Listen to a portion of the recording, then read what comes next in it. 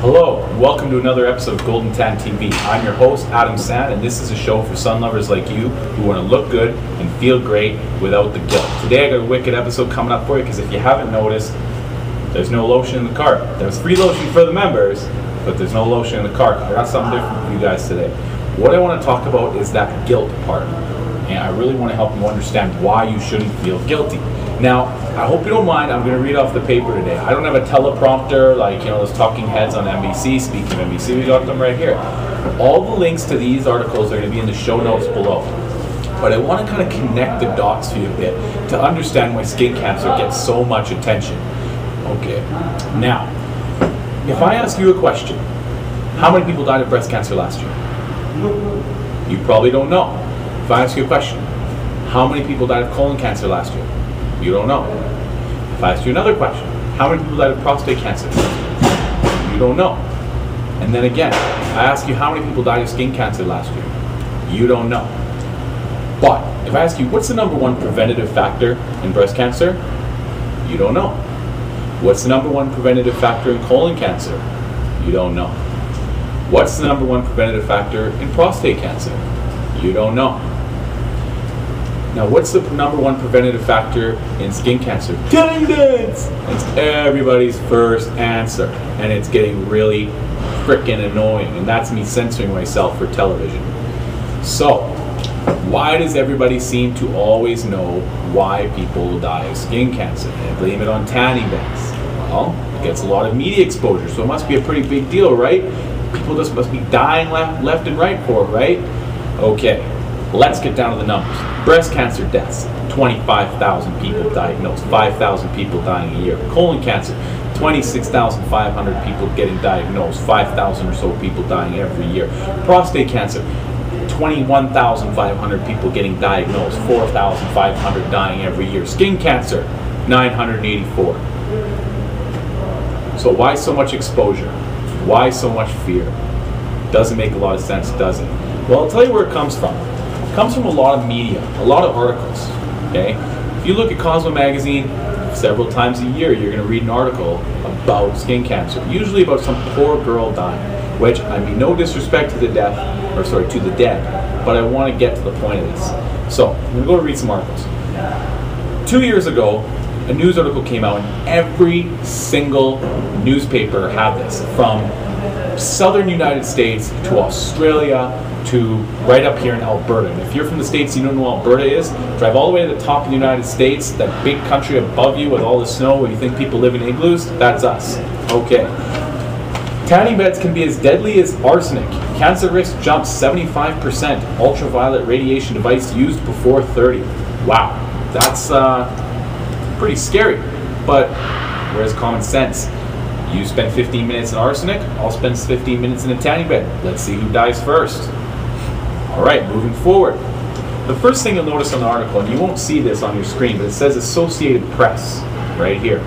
Now, we're going to get back to that later, but I just want to get through the rest of the article first. So it talks a little bit about how tanning experts are getting together and talking about stuff. And there's an analysis of about 20 studies. And then ultraviolet radiation causes worrying mutations in mice. Proof the radiation might be carcinogenic, meaning gives you cancer. And this is similarly upgraded it to a new list of level 1 carcinogens, which is alongside tobacco, hepatitis B, and chimney sweeping ingredients, stuff like that. And it was done in a medical journal called The Lancet Oncology. There's a guy named Vincent Cogliano, one of the researchers. He says that teens don't think they need to use sunbeds to get a tan. So he's probably talking about the sun, because it's gentler or whatever. We'll keep going on. So there's a bunch more talking about the study. We're going to get into the study, so we won't bother getting into it here.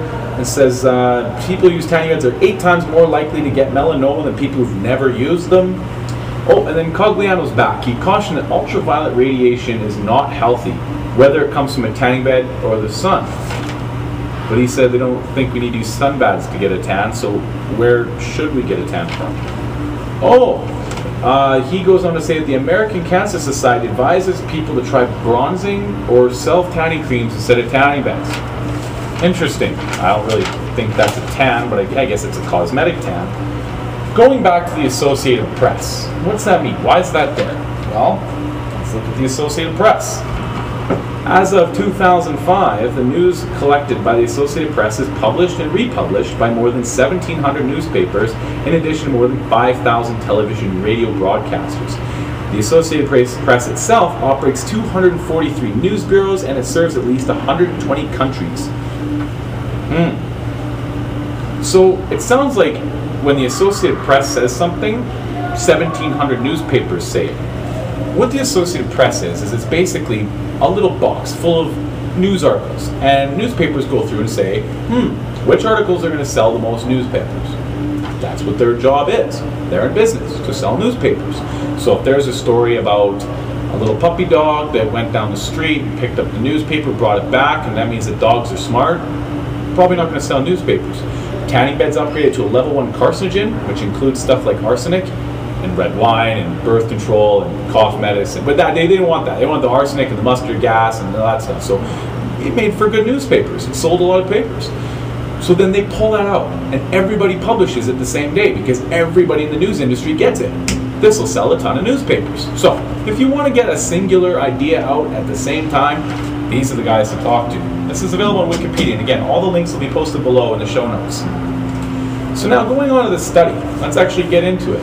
Now, it's a couple pages, and it's pretty in-depth. It's some hard reading, but I'm going to go through a few points of it. When I say a few points, it's about a third of it. Okay, we skip over a little bit because it kind of reiterates some things they already say. So the first thing they bring up, after their Chernobyl incident, you mean that nuclear reactor that blew up in Russia? Okay, I don't know why this isn't a tanning thing, but let's keep going.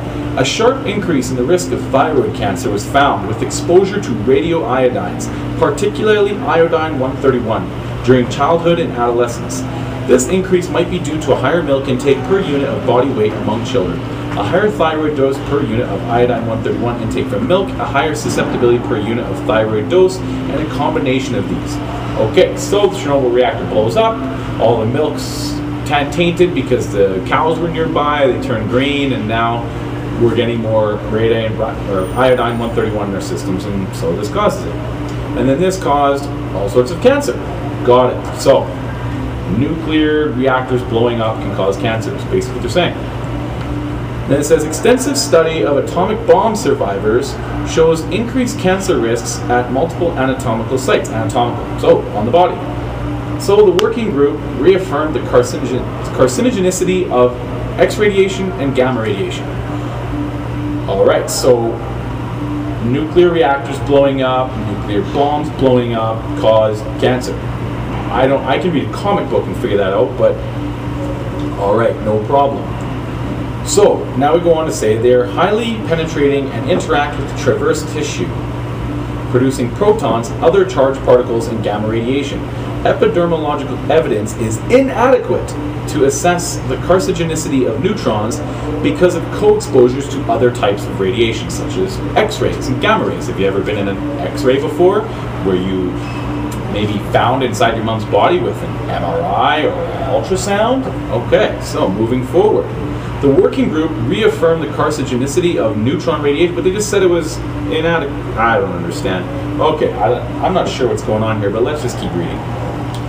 Based on these mechanistic considerations, all types of ionizing radiation were classified by the working group as carcinogenic to humans. Now, when you read the whole thing, there's no test sample A and test sample B, skin cut off person A and skin cut off person B exposed to tanning bed. Like there's none of this going on here. They're just reading other studies and connecting dots from nuclear reactors to bombs to, you know, maybe some neutron exposure. So if the other ones are causing cancer, so is the neutron one. It's kind of what they're saying. Then it says this: solar radiation is the main source of human exposure to ultraviolet radiation, which is further subdivided into UVA, UVB, and UVC. Epidemiological studies have established a causal association between exposure to solar radiation and all major types of skin cancer. The working group reaffirmed the carcinogenicity of solar radiation, but they just said that it's inadequate to assess the carcinogenicity of neutrons because of co-exposures to other types of radiation, such as X-rays and MRIs and CAT scans and ultrasounds. So I don't really get where they're coming here, but let's keep going. Maybe they kind of explain this further. Oh, they're talking about the mice in the study. UV treated mice, the same cytidine and thermide transition is being detected in the skin of UV-treated mice, and especially the TP53 gene of UV-induced or UVB-induced skin tumors in hairless mice. So they didn't mention over here that these were albino mice. I'm not albino. Jen, she's recording, she's not albino. Okay, so people at 1% of population, the albino mice are getting cancer or some kind of mutation from the UV exposure. I'm not a mouse either, I'm significantly larger. But okay, we'll keep going. So a comprehensive meta-analysis concluded the use of UV-emitting tanning devices to group 1, carcinogenic to humans, meaning they upgraded it from level 1, which is might be carcinogenic, to level 2, which means it is carcinogenic. So this group, the IARC working group, sent this to the World Health Organization, and they were upgraded to a level 1 carcinogen. Now, I didn't understand this part, the meta-analysis, so I looked it up. A meta-analysis combines the results of several studies that address a set of similar and related hypotheses, for which then the weighted average might be the output of the meta-analysis. So you take all the studies, you weigh them together, and then you come up with the average opinion. So you take a bunch of studies, read them, and make your own opinion based on what they all say. Well, what are these studies they're going for? The IARC authors declared no conflicts of interest. That was funny they said that at the bottom. But let's get to this part about the references. So there's 17 of them. Again, the link to this is in the show notes, so check me if I'm wrong. But there's 17 references here. Of that, 2 talk about being, UV light in humans. The rest of them are talking about Chernobyl accidents, ionizing radiation from different kinds of things like electrical exposure, atomic bomb survivors, all sorts of weird stuff here. But we got one here talks about ultraviolet light. We got another one here talks about ultraviolet light, and then we got a third one. But it was done by the IARC working group. So I mean, if you don't want any conflicts of interest, you can't basically use your own idea as part of your analysis. But all right, that's fine. And there is another one that talks about UV exposure, but it was a meta-analysis. So we've got a weighted meta-analysis of a weighted meta-analysis providing a weighted output that is based on 17 articles, and only 2 of which include anything about human beings that are actual studies that weren't done by the guys who wrote this, which is fine. I will accept that. And then here comes the funny part. At the bottom of any medical document, you have to have 3 things. Your references, any invited specialists, so people who come on board to help you read the studies, I guess in this case, and conflicts of interest. There were no invited specialists, but there were some conflicts of interest. There was a guy who worked for an atomic energy company, another guy who works for the Ministry of Defense, another guy who works for the Electricity of France, France, sorry. Those don't really have anything to do with the skin, so those are, oh wait, receives funding from L'Oreal Research.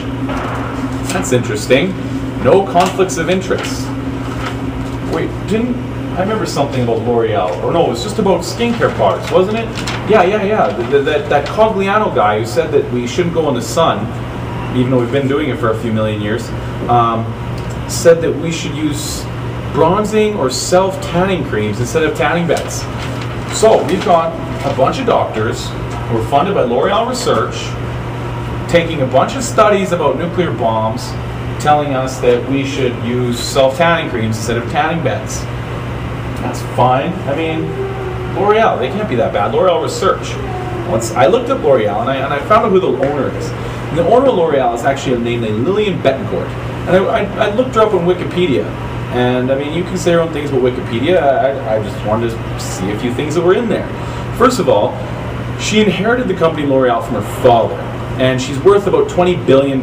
She's the principal shareholder in L'Oreal. Right beside the next largest shareholder would be Nestle. If you know anything about the exploitation of water supply in foreign countries, you know Nestle isn't that great, but that's fine. She's the principal shareholder, so she probably harnesses in Nestle's bad energy and keeps them on the good side. So what do we have? Her father started the company. He had been a member of something called Le Cogul, some French word, a violent French fascist group. that her father had funded and supported in the 30s that collaborated with the Nazis during World War II. He was given refuge at L'Oreal, where he was able to successfully sanitize his past. That's interesting. Successfully sanitize. I mean, he did get charged for the war crimes that everybody else did. So money buys you out of trouble. That's not nothing new. So then Lillian inherited the fortune when he died. Moving on. We got to a section where it says philanthropy. So this is probably where she corrects everything, that Nestle's bad at. Lillian Bettencourt has a prize called the Lillian Bettencourt Prize for Life Sciences, where the winners receive $250,000 to support their study in the field of life science. Wait a minute, so I wonder, did that guy that's financed by L'Oreal Research, I wonder if he won that life study? Yes, he did. Yes, he did. Well, that's a good career move. Now, going on. So, I mean, but there was philanthropy, right? She's helping out the world. Now, going on. Oh, wait. The affair Bettencourt, some publicity. Apparently, she's been involved in all sorts of bad stuff. Hiding taxes and Swiss bank accounts. She was reported paying off photographers an estimated worth of about $1.3 billion. She had her butler rat her out for hiding that money in the taxes. She has been in a scandal for financing political members, including the current French president, when she was giving him, wow, this is, you guys should read it. Oh, she was part of the Bernie Madoff scandal, that whole, real estate Ponzi scheme thing in the States, where we talk about the U.S. economy and Wall Street and everybody's freaking out. So, Lillian Bettencourt, not a nice lady. Okay, we got that covered. Now, I found this. This is another article by the World Health Organization. It's interesting what they say here, because this one didn't get as much, publicity as the whole, tanning bed arsenic thing. And this is important. This is the whole point of the paper. Is the current public health message on UV exposure correct? And then he talks about how, vitamin D and how it helps with tanning and how it has some benefits, UV exposure, because, vitamin D is so important for preventing things. By the way, remember when I asked those questions? #1 preventative factor in breast cancer, vitamin D. #1 preventative factor in colon cancer, vitamin D. #1 preventative factor in breast cancer, colon cancer, prostate cancer. Yeah, all those ones, vitamin D. Okay, going on. We believe this is a time for caution. Sun safety messages were developed under the fear of ozone depletion and rapidly increasing skin cancer incidence. We are now recognizing that perhaps those messages require some moderation and that modest sun exposure is beneficial to health. That's interesting. We agree with Dr. Grant that the economic and disease burden due to insufficient UV exposure may be greater than that associated with excessive overexposure. So that's basically saying the medical burden, people dying, people being treated, is bigger when people don't get exposed to UV than when they do. Interesting. This is clear from the recent Global Burden of Disease report released by the World Health Organization. This is a rapidly advancing field and it is extremely important that evidence be assessed critically. This assessment must take account of study design and issues of possible bias and confounding to ensure that a safe and appropriate public health message regarding sun exposure and vitamin D intake is formulated and promoted. Interesting retraction that nobody heard about, that is not changing their opinion, perhaps because the money isn't sending it there. The funny thing is a few weeks before that whole skin cancer, sun is bad as arsenic thing, my newspaper, my local area, okay, the Edmonton Sun, produced an article said, vitamin D, are you getting enough? Where it talked about how vitamin D is important, how the World Health Organization is saying we need more vitamin D and operating their daily recommended amount. The Vitamin D Council came in and told them a bunch of things about vitamin D, such as what vitamin D prevents, such as bone fractures, several cancers, Alzheimer's disease, multiple sclerosis, rheumatoid arthritis, some cardiovascular diseases, asthma, autoimmune diseases, osteoporosis, muscle weakness and wasting. Young and old need vitamin D, they say. So, I don't know what's going on. You tell me. My question of the day. Do you still believe that the sun is the only reason for skin cancer? I'm out of here.